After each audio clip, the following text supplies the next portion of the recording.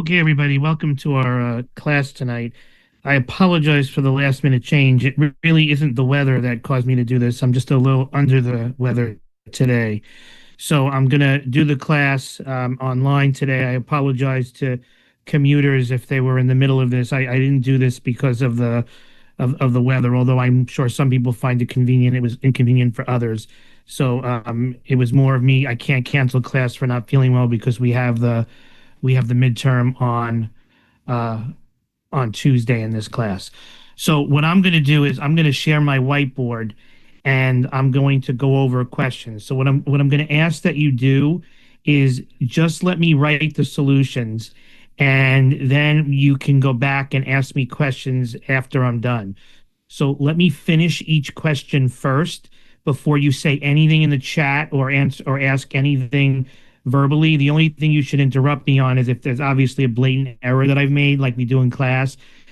Just then say you got to stop for a second. There's a typo or a sign error. But if you can just let me complete it, that would be helpful. So I'm going to get started. I'm going to share the screen. We're going to do five questions, the ones I gave you. Okay, this is not being recorded by me, but of course you can use your phone or whatever other device to record, like you do in lecture. There's nothing against that. Okay, so let's do this.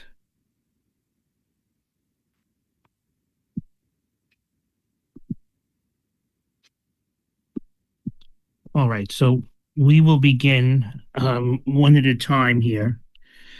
So we're going to start, and we have the series n equal 1 to infinity.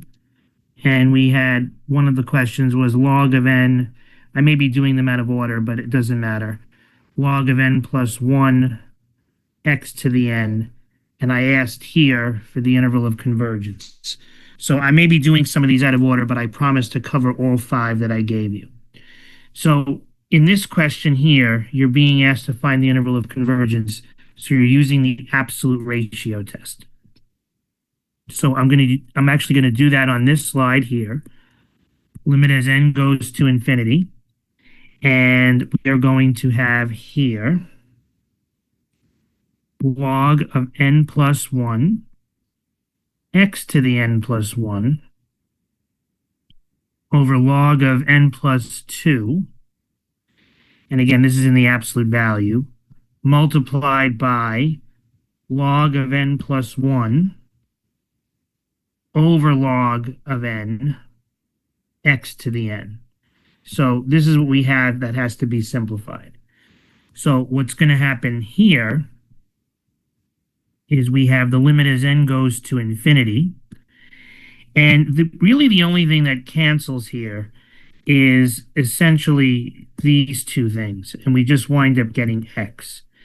There is a problem that neither one of these actually wind up canceling. So this is quite a bit of stuff that's left over. We have not quite had that happen before. So what we're going to do here is the limit as n goes to infinity, and I'm going to have the absolute value of log of n plus 1 over log of n plus 2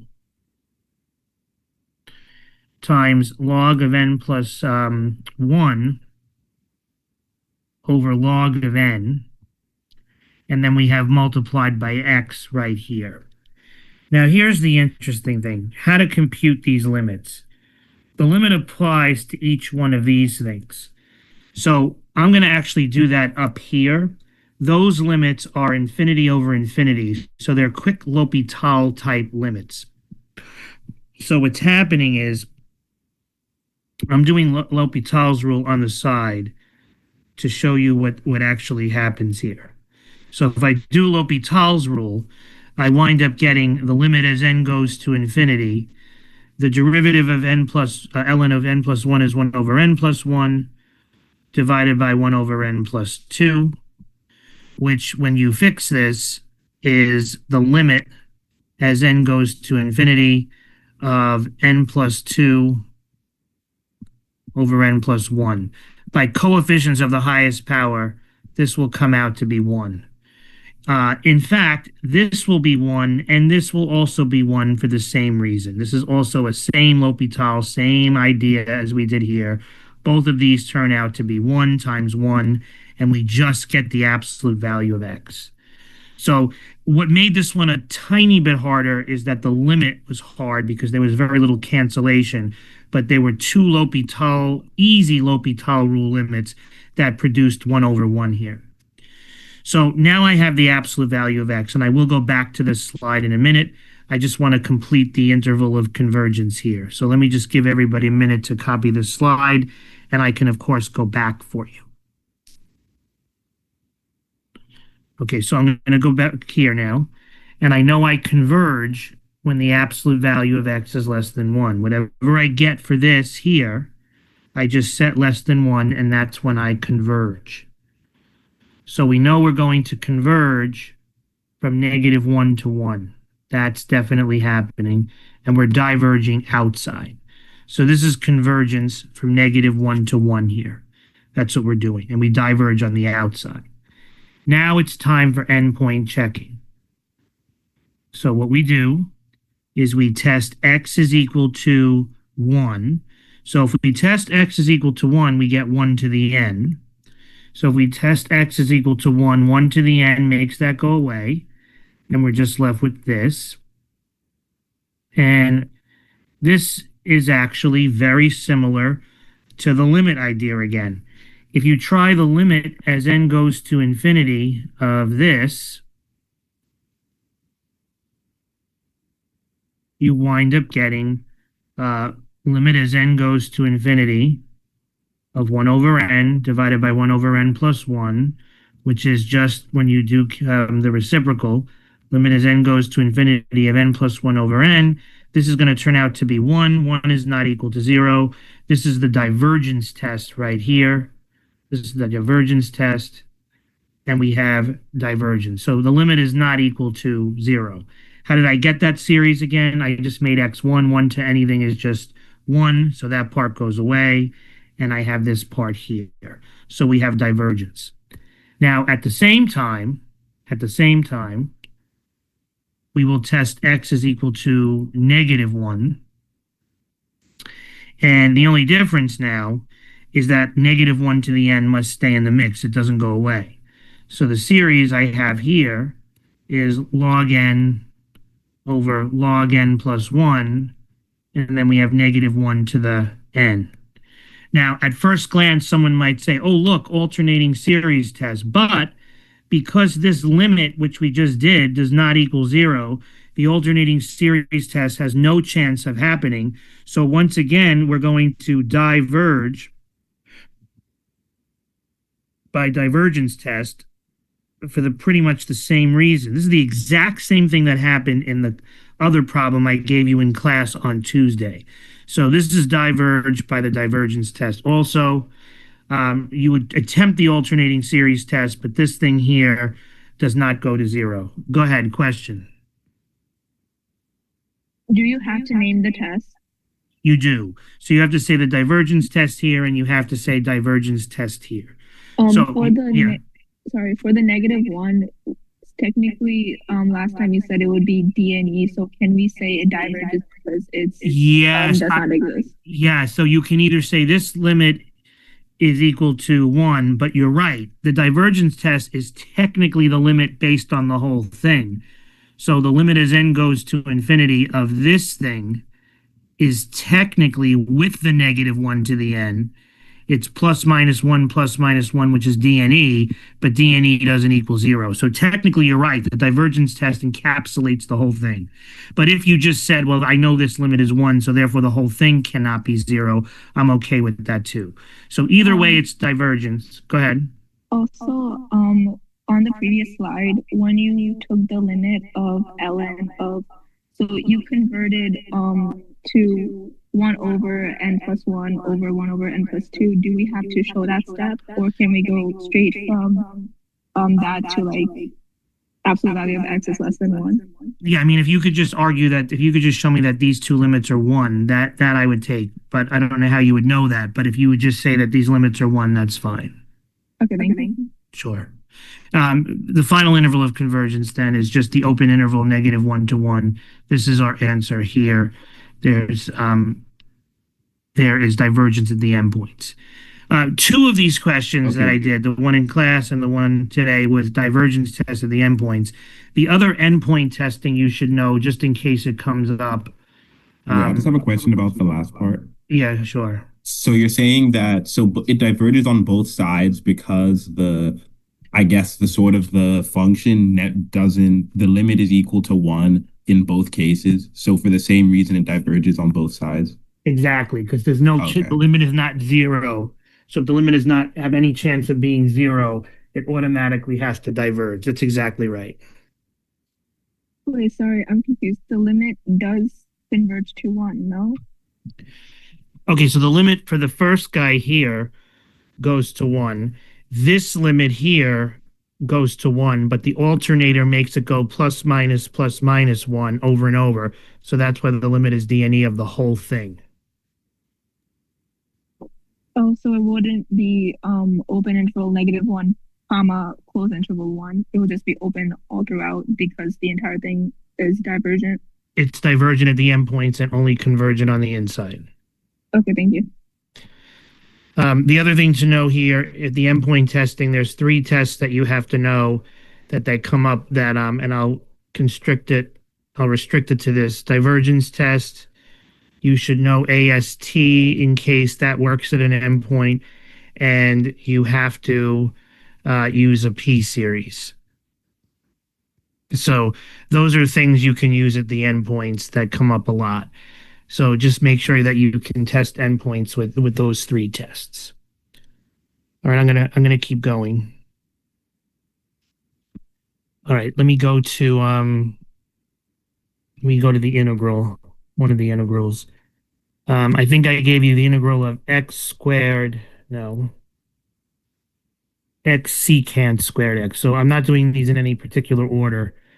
So this is the integral of x secant squared x. So this was an example of integration by parts. So this was a u and this was a dv. So if we make that little table here to set this up, u is equal to x, the dv is equal to secant squared x dx, and then I need the du, which is 1 dx, and then the v is the antiderivative of secant squared, which everyone has to know is tangent x. So this sets us up pretty good for the formula, which is uv minus the integral of v du. And then we have to put the two things, we have to put it all together.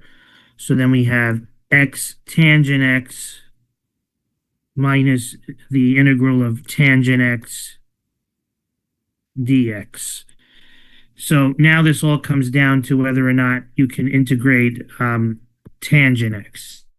So tangent x can be handled because tangent is sine x over cosine x.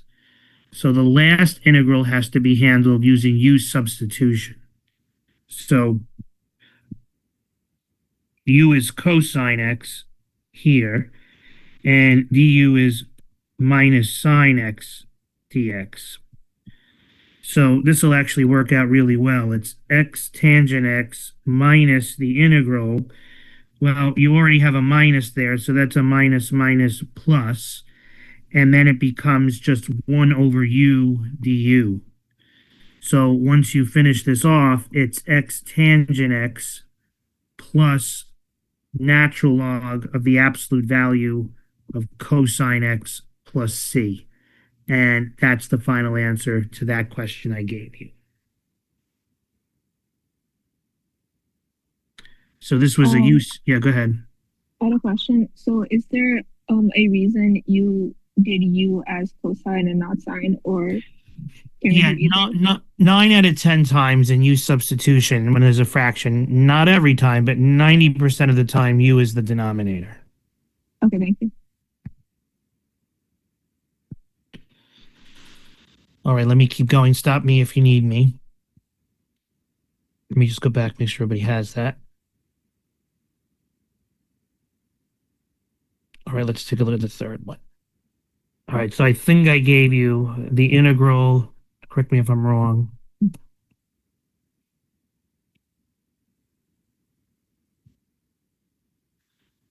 this is probably the hardest one. So this was the square root of 16 minus 5x squared here. So we got to figure out what to do with this. So what we do here is we have to make it look like the square root of a squared minus x squared. So this is problematic right here. So what you're going to have to do to fix this up is you're going to have to divide by 5 inside the radical. So you'll have to remember that this is really over 1. And what you'll have to do is divide the 16 by 5, the minus 5x squared by 5. But if you divide everything by 5 in the square root on the top, you have to divide by square root of 5 on the bottom. So what I did here was get an equivalent fraction by dividing top and bottom by square root of 5. So I divided the top by the square root of 5 and the bottom by the square root of 5. So that's how I obtained this thing right here. So this is mathematically legal because you just multiplied by 1. Now, what does that do to help us? Well, right away, we have inside here square root of 16 over 5 minus x squared. And 1 over square root of 5, we can get rid of that because that just means you're multiplying by square root of 5 out here. So now it becomes, with that one quick step, we use the let statement that we have, which is let x equal a sine theta. And that's always when we have square root of a squared minus x squared. So that means we're letting x equal, in this case, the a is, of course, the square root of that number, which is 4 over root 5 sine theta. So we always refer to x, and then we do dx, which is 4 over root 5 cosine theta d theta. And on this same slide, I'm just going to make some substitutions now. I have my root 5 here. I have integral. I have square root of 16 over 5. Let me see, hold on. Look at people that are asking questions now. Can we use a divided? Yeah, maybe. I don't know what's happening. Okay, let me see. Okay. All right, let me go here for a minute. So 16 minus 5, and then here I'm going to minus, and then I have root 5, 4 over root 5, which is 16 over 5 sine squared theta. And then dx is going to be 4 over root 5 cosine theta d theta. So this is what I just literally substituted in. So step by step here, the first step you needed to be able to do. Then we had the let statement, which you have to memorize when you see a situation like this. And then I literally just substituted everything in to convert it to theta. Some nice things happen right away. It appears as if this root 5 and this root 5 cancel. In here, you can factor out a 16 over 5 from the square root, making that 4 over root 5. So what I did here was I just took out the common factor, 16 over 5 in the radical, which is 4 over root 5 when you take its square root. And then I still have here square root of 1 minus sine squared theta. So that I have. And then on the end here, I still have 4 cosine theta d theta.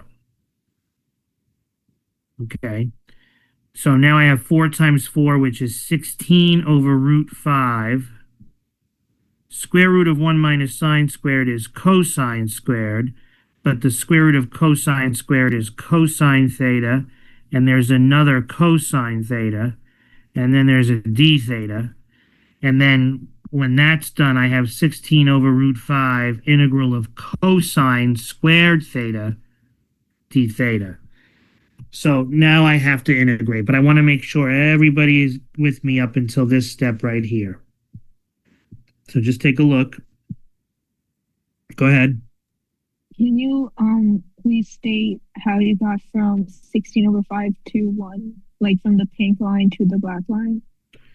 From this line to this line, I factored out a 16/5 from both. And that's how I got 1 minus sine squared. 16/5, when it comes out of a square root, is 4 over square root of 5. Oh, okay. Thank you.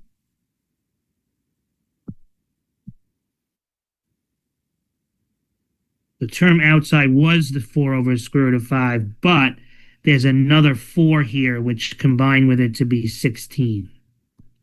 Go ahead.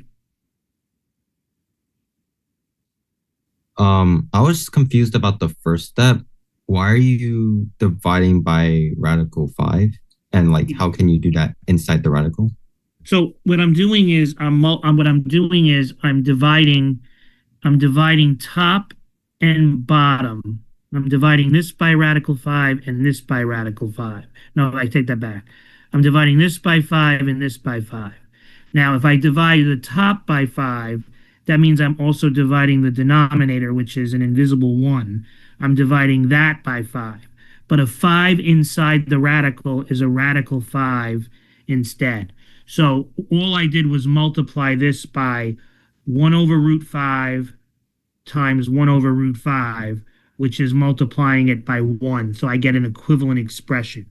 So all I did was multiply the top thing by 1 over root 5 and the invisible 1 down here by 1 over root 5. 1 over root 5 divided by 1 over root 5 is 1. So then when I bring the 1 over root 5, when I do that, that's what's causing this to happen and this to happen and that to happen. And that's advantageous because this cancels and I get the desired a squared minus x squared in the radical. All right, thank you. Okay, so now I have to go and do the integral here. So I gave you this, although we never went over this directly in the preliminaries. I gave you what to do with this in the preliminaries that day. So cosine squared theta is best handled using what they call a double angle or half angle formula. So what I told you in class was to memorize cosine 2 theta was 2 cosine squared theta minus 1. So if you know that by heart, you can add 1 to both sides.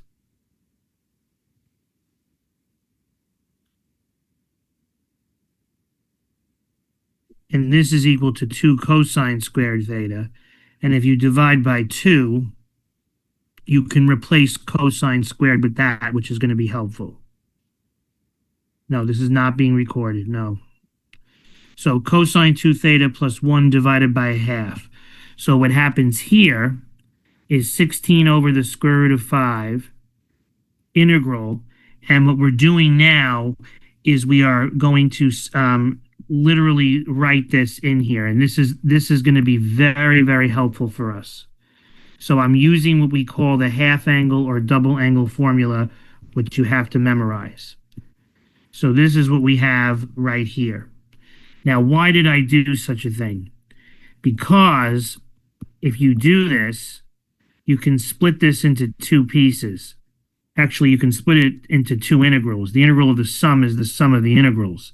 So you actually could do this plus the integral of this. Now, you might say, why do such a thing? Because these are so easy to integrate.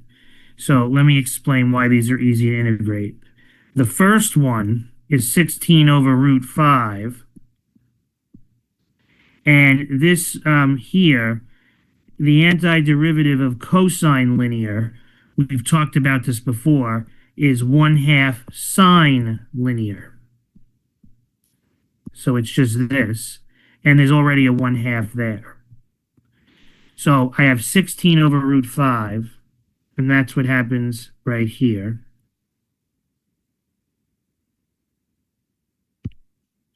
So we wind up having 16 over root 5. I'm not posting them, but I'm not, you can go back and take pictures at the end. I won't erase anything. So 16 over root 5, and I did the antiderivative of cosine linear using that little reciprocal trick I did, but there was already a 1/2 there. And then the antiderivative of a constant is a constant times the variable. So this is what I have here in raw form. So just cleaning it up maybe a tad, 16 over root 4, this is 1/4 sine 2 theta plus a 1/2 theta. Now this, of course, is not the final answer. We've got to convert it back to x again. But let me just slow down here before I do that. So there was a lot here because you were using a formula that you have to know. Go ahead. So in our final answer, we can have like sine 2, like when we have it in terms of x, we can have the 2 there. No, this is not going to be part of the answer at all. Oh, okay. This is just, I have to go to a next slide because now everything has to be converted back to x. So this cannot be the answer. This is to help us get the answer. Okay, and the 2, so like cos 2 theta. So the parentheses would be like cos open parentheses 2 theta close parentheses, correct? Wait, say it again. If I were to put parentheses, it would be cos parentheses open parentheses 2 theta and then close parentheses.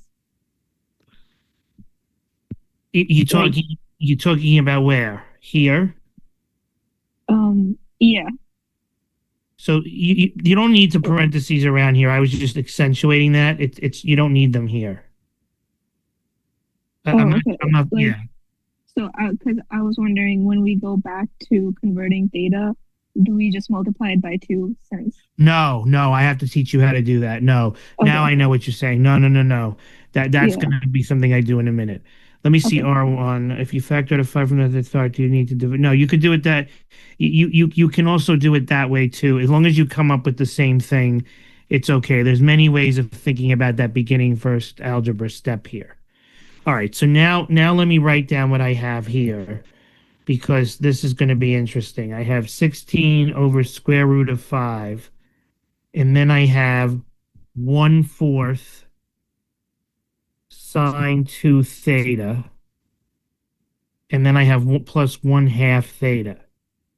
And then before I move on, she's right about this. This 2 sine 2 theta is a problem. So I want to explain how to get rid of that 2 theta. This is also a famous formula that you have to know, and it was on the list. Sine 2 theta is 2 sine theta cosine theta. Otherwise, you're in big trouble at the end without it. So you have to turn sine 2 theta into 2 sine theta cosine theta. That's extremely important. Otherwise, it's not going to work well. So just writing this a little bit neater, 16 over square root of 5, 2/4 is 1/2. So I have 1/2 sine theta cosine theta plus 1/2 theta. And now I need to recall the x statement, the let statement. So the let statement from the get-go was let x equal, let's go back. From the beginning, x was equal to 4 over root 5 sine theta.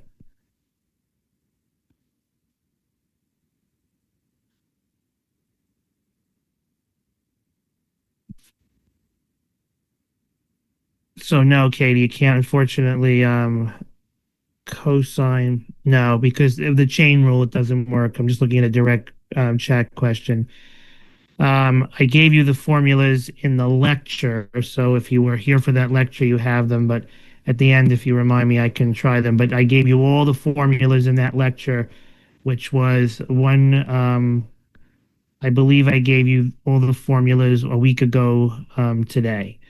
So those are the ones from last time that you have to know. Okay, so here we wind up getting, in this case, let's see. hold on.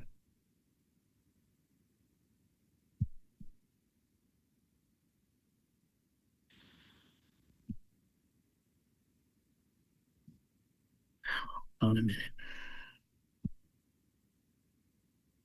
Okay, how do we get? Okay, so the half. So what happened was the 2 sine theta this became 2 sine theta cosine theta, and there's a quarter in front of the 2. 2 quarters is a half. So now I'm going back to the let statement. Now, if you just solve for sine theta and I multiply by the reciprocal is going to be square root of 5 over 4. So if I just solve for sine and now I draw my right triangle, theta is here, sine is square root of 4, the square root of 5, and the hypotenuse is 4. So here, by design, you will wind up having what the original guy was from earlier. So that adjacent side. And now it's just a matter of really plugging everything in here very, very carefully. 16 over root 5, a half. Sine theta is opposite over the hypotenuse. Let me just see what's happening. People are. Shouldn't it be opposite? Let me see if I screwed this up. I may have. Sine is opposite over hypotenuse. Let me see if I screwed that up. Wait, there's a lot of people who shouldn't opposite be square root 5x. Okay, hold on. Yeah. Okay, so there's a mistake here. So let me go back. I have to go back. Hold on a minute. I have to go back. Yeah, so my triangle has a problem on it. A minor problem, but I'm just going to fix it. Okay, so let me go back here again.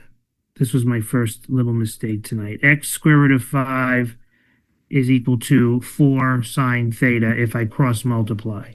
So the student is right. If I divide by 4, sine theta is equal to x square root of 5 over 4. Good catch. So then we go back to the triangle. Here's theta. Opposite is x square root of 5. The hypotenuse here is 4. And here's the missing side.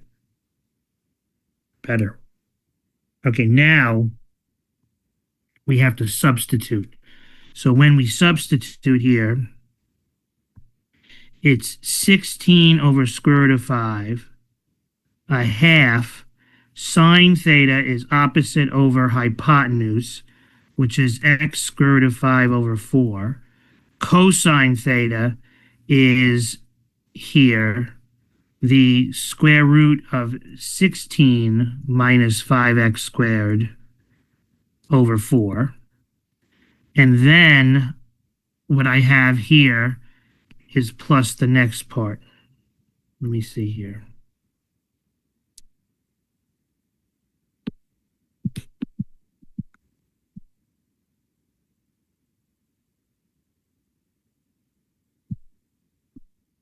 Okay. So I have this part here, but I have to fix one little thing.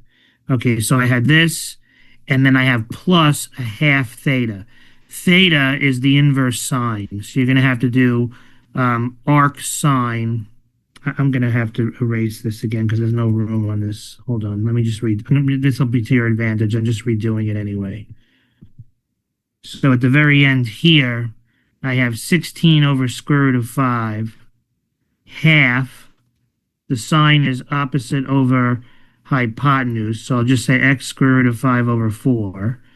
And then I have cosine, which is square root of 16 minus 5x squared over 4. And then theta, you'll have to do arc sine because it's a theta value. It's the angle whose sine is opposite over hypotenuse. You'll close, and you'll do plus c at the end. You can leave it. You don't have to simplify. It's fine like this. So that's what we have. Let's see. Probably. Let's see.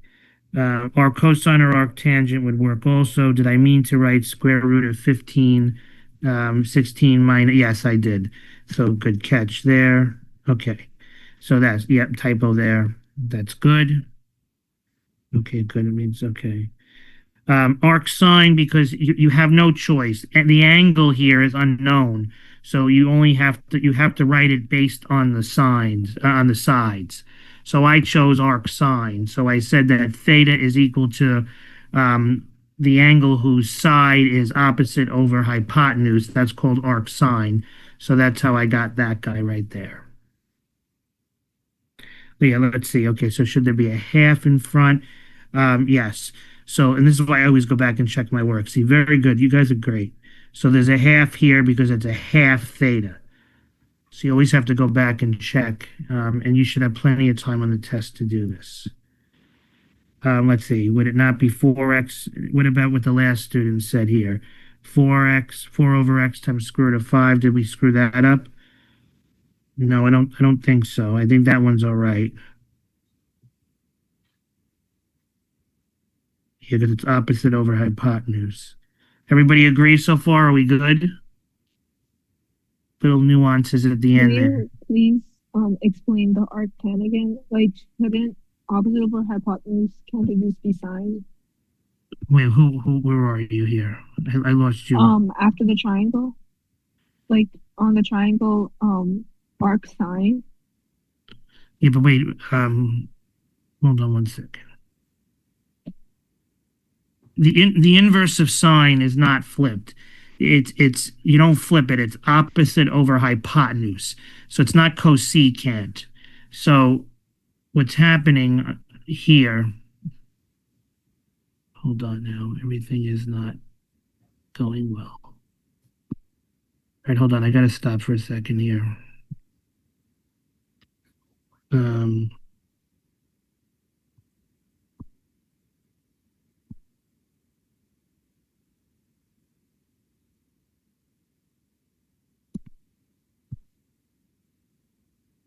okay. So what happened here was inverse sine doesn't mean cosecant. It means angle whose sine, it's really angle whose sine is opposite over hypotenuse.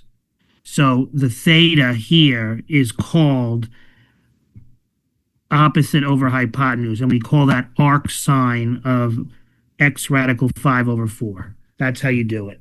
That's the meaning of inverse sine. It does not mean cosecant. Thank you. Okay. All right, let's keep going. All right, I gave you this one too. I gave you, let's see other questions here.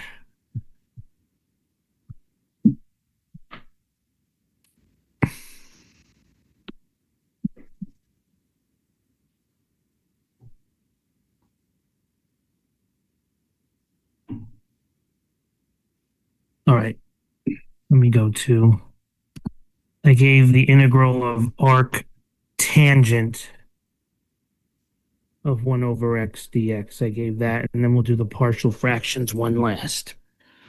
All right, so this one is an integration by parts question. So what's going to happen here is u is equal to arc tangent of 1 over x. So you're almost better off, to be honest with you, writing 1 over x as x to the negative 1. So you're calling this the u. So once you do that, I think you're even better off making the table. So once you pull at x to the negative 1, you're better off making this the table. So what I'm going to do here, I guess I'll go here. So u, so we got this guy, hold on. So what I'm going to do is make u equal to arc tangent x to the negative first. and then dv is dx. So v is equal to x, and dv, the antiderivative, is 1 over 1 plus x to the negative 1 squared. This is a chain rule. And then times the derivative of the inside function, which is minus x to the minus 2. So let me just say that dv is a mess until you clean it up. So I'm going to clean up dv right here. So I'm going to clean this up. This here, well, actually, I won't clean it up because what'll happen is it'll clean it up. We'll wind up cleaning it up when we actually plug into the formula. So let's go here. All right, so let's go here. uv minus the integral of v du. So uv is x arc tangent x to the negative 1 minus the integral of voodoo.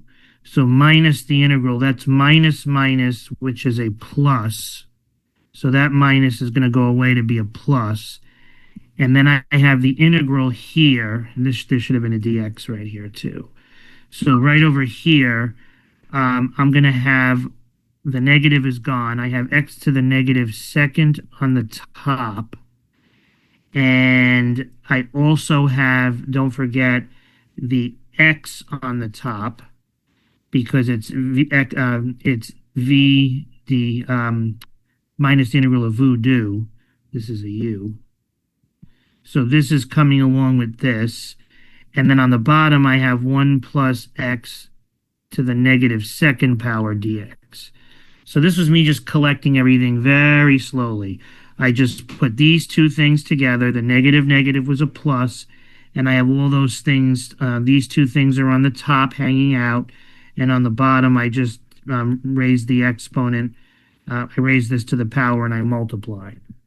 So now I get x arc tangent x to the negative 1. I'm going to simplify now. X to the negative 2 times x to the 1 is x to the negative 1. And this is 1 plus x to the negative 2 dx. So going nice and slow.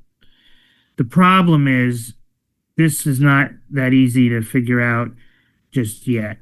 So I'm just going to hang here for 1 second, and I'm going to transfer this to the next slide, and then I'm going to work it. Go ahead. For the dv, when you said you raised it to the power of 2 and then multiplied, did you do something else to cancel that multiplication out as well? Or well, all I did here was do this times this was negative 2. I just brought this and I put it next to this. I didn't even do anything yet. And the only thing I really did was take the minus with the minus from the integration by parts and make it a plus. So I didn't even do anything yet. so we could just raise the bottom to any power? No. This is derivative of arctangent is 1 over 1 plus x squared. The x to the negative 1 is the inside function from the chain rule that's being squared. Yeah, so I'm just raising to the power, multiplying the exponent by the power. Okay. Okay. So I'm going to go to the next slide. I have x arctangent. I'll bring it back to 1 over x again. And then I have plus. Now here's what I'm going to do differently. I'm getting rid of the negative exponents. I'm actually going to temporarily call this 1 over x and 1 over x squared. So I'm making it look worse. So I deliberately went from here to here. Now, why did I do that? I did that because what I want to do is I want to fix that second integral. So I got rid of the negative exponents. I went here. So now all I'm going to do is multiply everything by x, and I'm going to have a much more, or rather x squared. X squared is the common denominator. I'm going to multiply everything by x squared. If I do that, I get x on the top, x squared plus 1 on the bottom, and now I have a much more user-friendly integral. So all I did was multiply the top and bottom by x squared, and now I have a famous one. We've done this one about a million times. I'm going to do u substitution on this. So what I'll do is I'll do this one over here. This is a u substitution problem. We've done this before. U is x squared plus 1. Du is 2x dx. So this becomes 1/2 the integral of 1 over u du, which is 1/2 log. We can drop the absolute value of u because x squared plus 1 is positive. I've said that a lot of times. So then we come over here and we have the final answer, x arctan 1 over x plus 1/2 log x squared plus 1 plus c. And there's the final answer. Can you please show the previous slide? Sure. Thank you.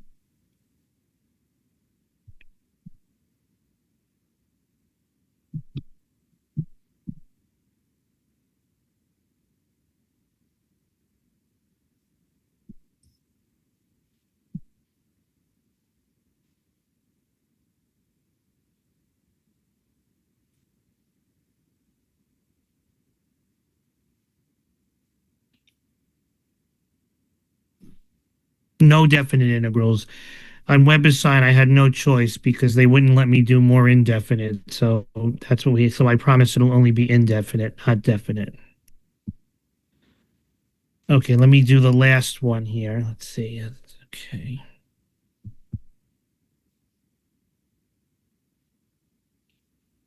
Yeah, it is, and that's why I made the replacement, Wesley. Yep.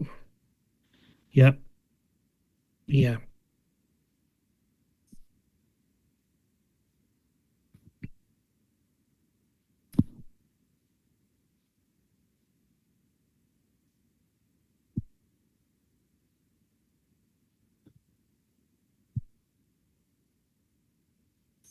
Okay, so let me just do the last one, which is the partial fractions.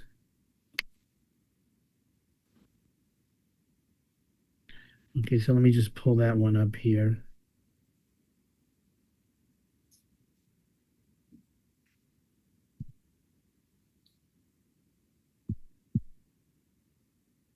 Okay.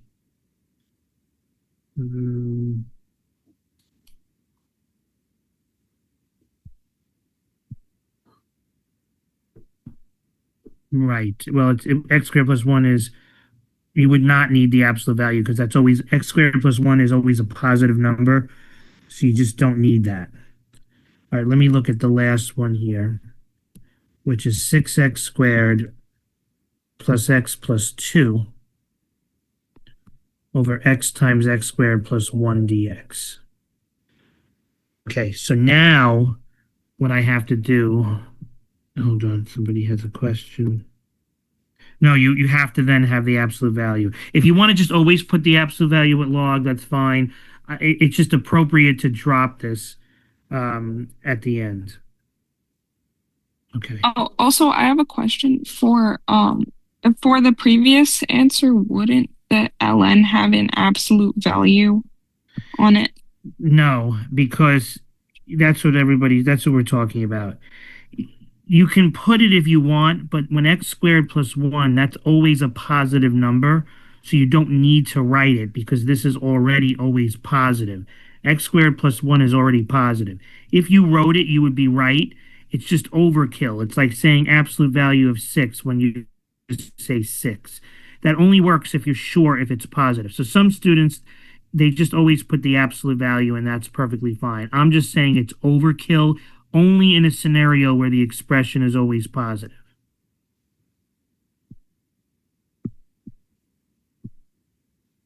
Okay. Let me look at this partial fractions question here. Okay, so this is the integral of 6x squared plus x plus 2 over x times x squared plus 1 dx. Okay, so what we have here is 6x squared plus x plus 2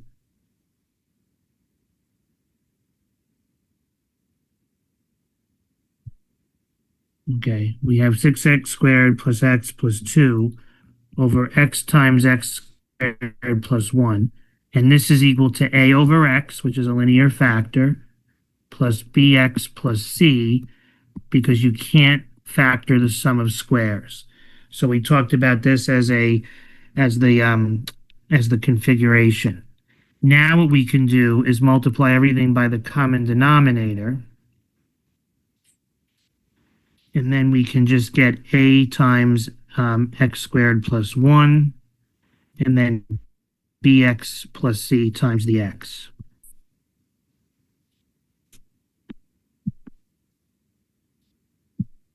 Okay. So then we have the bx plus c, and then we have that times the x. So then we have 6x squared plus x plus 2, ax squared plus a, and then we have bx squared. I don't know why it's doing that. Bx squared plus cx. So that's what we have right here. So now we can set up our easy system of equations. This is actually one of the easiest ones we've ever done. I did it last night, and I was so everybody was happy because a plus b equals 6. There's only one linear term, so c is equal to 1, and a has to be equal to 2. So when I set the coefficients equal to each other, quadratic is 6, that's a plus b. Linear is 1 is equal to c, and a is equal to 2. So immediately, b has to be 4, and you have all the constants without doing much algebra at all, which is actually very, very nice. So then we can just do our calculus here. So all we have to do now let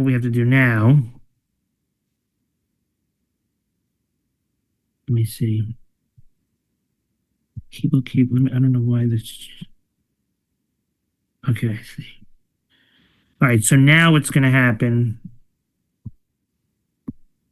Okay. I'm getting distracted by the chat. Let me just see what else now. Okay. So let's go here. So then what happens is we have the integral of 1 over x dx. Nope, that's wrong. The integral of 4 over x dx. And then we have plus the integral of, it looks like it's going to be 4x plus 1 over x squared plus 1 dx. All right, so then when we integrate here, this first one, well, I'm going to actually just rewrite this integral. And we learned, very important in lecture, we want to split these into two different integrals. So the two integrals that we should split this into is plus 4x over x squared plus 1 dx. And then we have plus here. I guess everybody's going crazy because I must have made some sort of a mistake. Yeah, it looks like I switched everything around. So a is 2. So let me fix that. This was just a has got to be 2. Okay, so a is 2. And b is 4. So that's okay. And then I have 4x plus 1. Okay, so then this becomes plus the integral of 1 over x squared plus 1 dx. So we're doing okay. The antiderivative of 2 over x is 2 log absolute value of x. And this has to have an absolute value of x because x could be negative. This is 4, but this is the same integral we just did on the last page. This is 4 times a half. So this is 4 times a half ln of x squared plus 1. And this last one here is just the famous arctan x. And then we have plus k. I mean, of course, what you could do here if you really wanted to is, the 1/2. This is just a 4. This is 2 here. But this is your final answer. And this one came from U sub in the last slide. I'm not going to redo that. It's the exact same integral as the last. All right. So someone said, more practice, but let me just see if I have a few. I think I gave somebody some practice last night. I can write a few more. I don't think we'll enforce the plus K thing. I think that's too picayune. So let me see here for a moment if I have any more. We're not going to do them tonight, but I don't know if you want to practice, talk to the TAs. Let me just see if I took a picture of. Yeah. So here, if you want to, and I'll leave you to go with some of these. So somebody asked last night. So here's a few more to try. Hold on.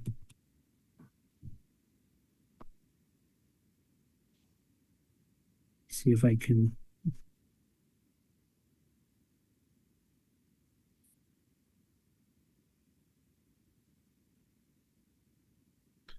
So maybe like n cubed over 3 to the n, x to the n. You can find the interval of convergence. And then I'll give you a few other integrals to maybe try.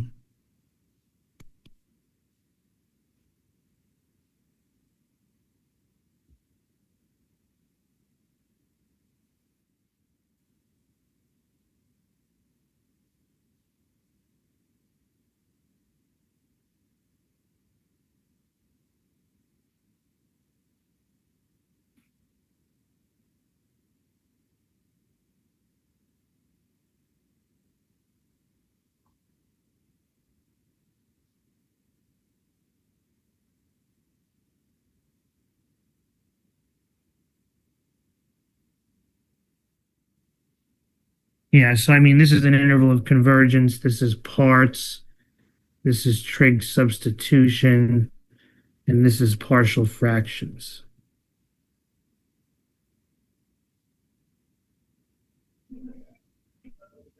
All right.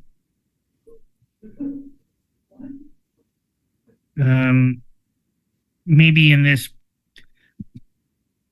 there probably is alternating series. There might be alternating series test here in the endpoints. So that's where it would probably come up.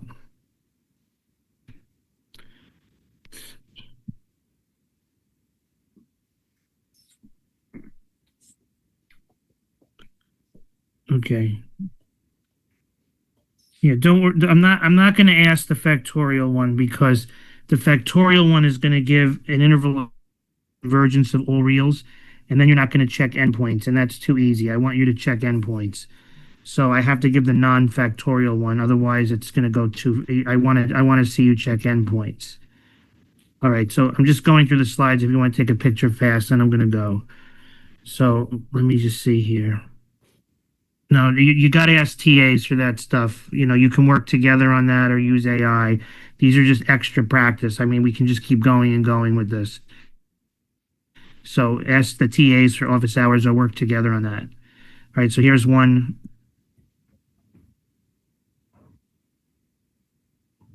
Okay.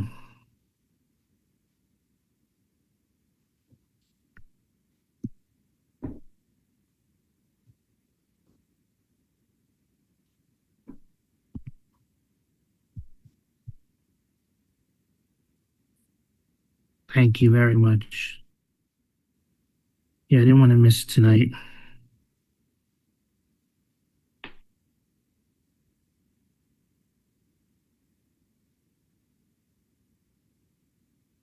Yes.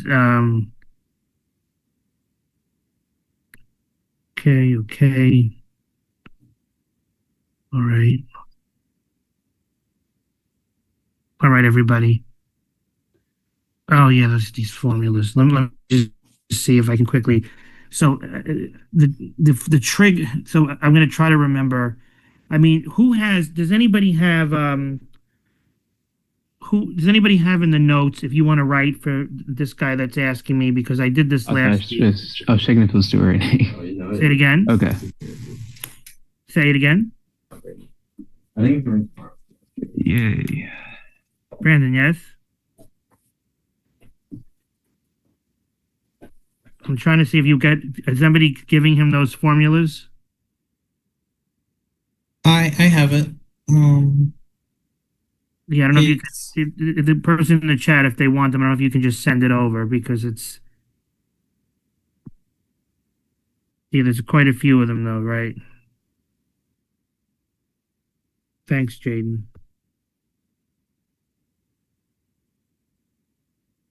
That's very nice of you. Great. All right, guys. Good luck on the test on Monday. I'll do my best not to have like a crazy trigonometric sub problem like we had that one day, but you should know these formulas as much as possible. Okay, Kartik. All right.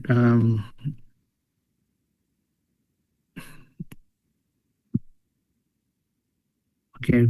Yeah, you guys are taking your, this class is taking it Tuesday, the other class is Monday. That's right. You guys are having your test on Tuesday. Yep. All right, bye guys. Bye everybody. Thanks. Yeah, I'll be fine. Thanks again. I'll just rest up. It'll be good. Happy Halloween. Okay, bye everybody. Sorry about tonight. I'm glad you made it online. Thanks. Thanks. Thanks, guys.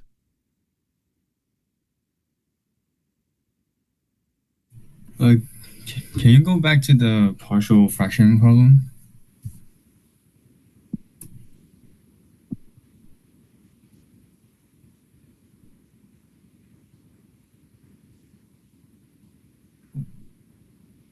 Okay, thank you. Okay, bye guys.